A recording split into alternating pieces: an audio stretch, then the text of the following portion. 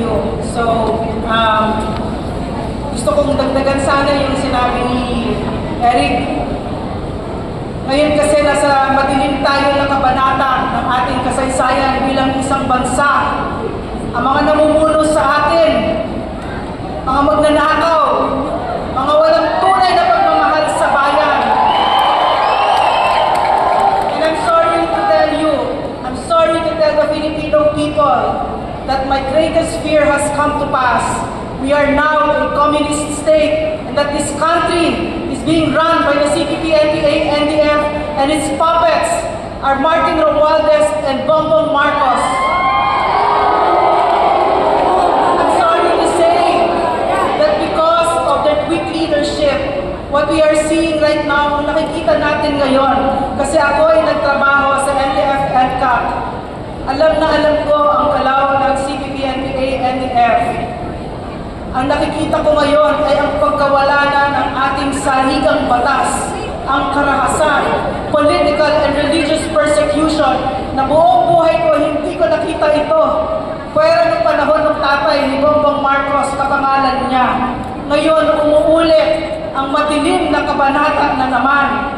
At sino ang kasama natin dito? Sino ang kasama ng NTF-ELCA mula simula? Kasama namin dito si Pastor Kibuloy. Nung in-offer niya ang laban kasama ng bayan sa amin, hinindihan ko kasi akala ko may bayad, yung pala wala. At he never once nakialam sa editorial content. Ang sinabi lang niya sa amin, walang matatakot dito. Ayaw niya na magko-communicate kami ng takot. Kasi ang takot, that is the evil, that's the spirit of evil.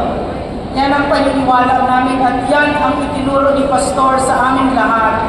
So, at nakita ko yun kahit sa inyo, magkakasama tayo nung KOJC siege kung saan for 16 days in August up to September, yung karahasan ng PNP, ng Marcos administration, ramdam na ramdam natin. Pero naniniwala ako na napakaganda ng mga regalong ibinigay ng napakadilim na kabanatang ito. Unang-una, dun sa impeachment, pinakita na ng 200 plus ng mga kongresista na yon kung sino sa kanila ang pwedeng bayaran na walang mga tunay na pagmamahal sa bayan at sila-justify pa nila ang katiwalian sa gobyerno. Sabi ni Mitch Kahunay, buti na yon na may pera tayo kasi bibigay natin sa mahihirap kaysa wala tayong pera. She is justifying plunder. Ganyan na ang gobyerno ngayon, wala ng moral compass.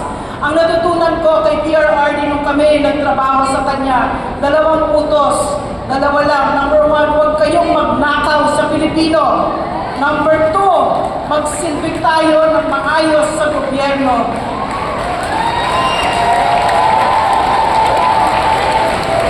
My life and the life of Pastor Kibuloy has converged, and I've always believed na hindi yun aksidente kasi lahat ng mahal ni Pastor, mahal na mahal ko din. Mga indigenous peoples, pinakamahihirap, lahat yan. So, nakita ko kay Pastor yung dedikasyon na hindi ko nakita sa ating mga leaders. At ano pa yung natutunan natin sa madilim na kabanatang ito? Huwag tayo maniniwala sa salita. Huwag tayo magpabutol.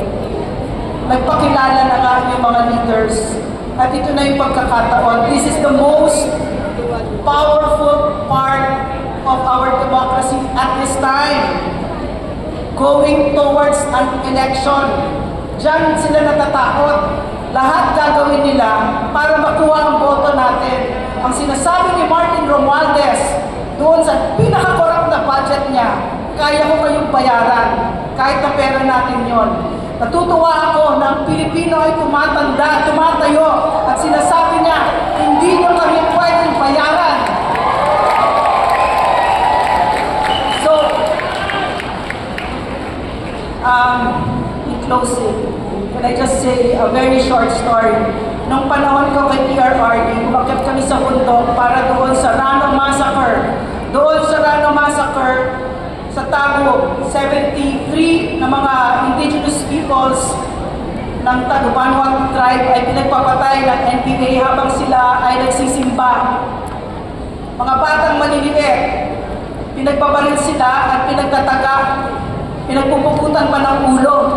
So umakyat kami doon at meron ako nakilala si Ate Helen, sabi ni Bay Helen, nung panahon ito ni PRRD. Namatay yung asawa ni Bay Helen, pinukutan ng ulo, isang pastor, at yung 4 na anak niya. Nagdanak ang dugo ng araw na yon sa Rano.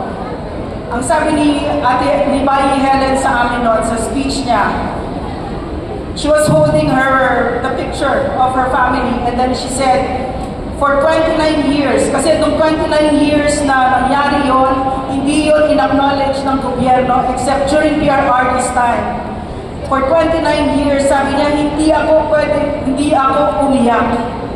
Pero ngayon, nandito na ang gobyerno, pwede na akong umiyak.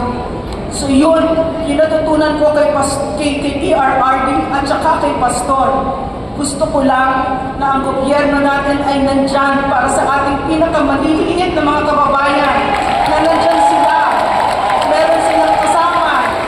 Pero ngayon, anong nangyari? Kanina nalaman ko na yung House of Representatives nagpadala na naman ng show cause order, pangalawa, para sa mga vloggers.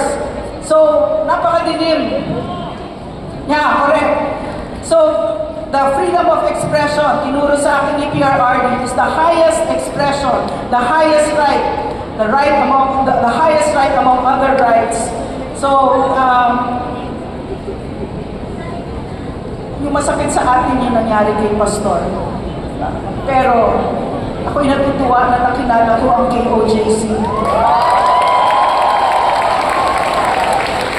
Nung panahon ng KOJC siege, nakita ko yung tatagin nyo. Nakita ko nung parating na yung libo-libo na mga PNP, hindi po sila na fully armed. Libo. Nang natakot ako talaga noon, nang nilabot ako, narinig ko dito sa baba, sa 3rd floor ako noon, nakita ko yung mga KOJC nagkakantahan kayo. Hindi man lang malungkot na kanta. It was a song of victory.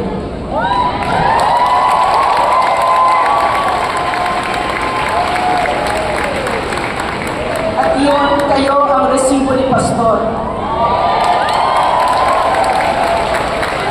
Maraming salamat sa KOJC, sa tiwala at suporta ninyo.